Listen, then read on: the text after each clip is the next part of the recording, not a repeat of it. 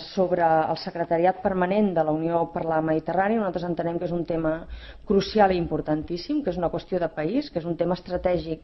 de primer ordre, que ens ha d'aportar oportunitats no només econòmiques, sinó també culturals i de situar Catalunya al món. Pensin que ja són 43 els estats membres de l'organització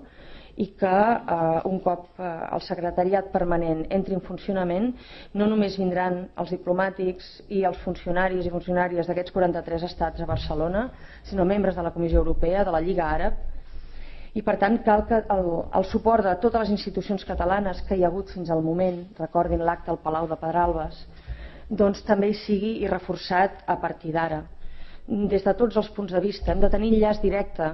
amb els 43 estats membres, des de tots els punts de vista, i hem de donar més suport que mai a totes les institucions i organitzacions que operen a Catalunya en l'àmbit d'aquest secretariat, des de l'Institut d'Estudis de la Mediterrània, la Casa de les Llengües, la mateixa Acció o l'Institut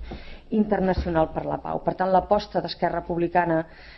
no només pel secretariat permanent de la Unió per la Mediterrània, sinó per l'oportunitat estratègica que representa pel país en matèria interna i en matèria externa, i en la imaginació que hi hem de posar des de totes les administracions per tal de reforçar aquest secretariat. Per tant, la feina no acaba ara amb el secretariat permanent a Barcelona, sinó que precisament comença per tal de reforçar aquesta qüestió i aprofitar totes les oportunitats i reforçar totes les polítiques relacionades.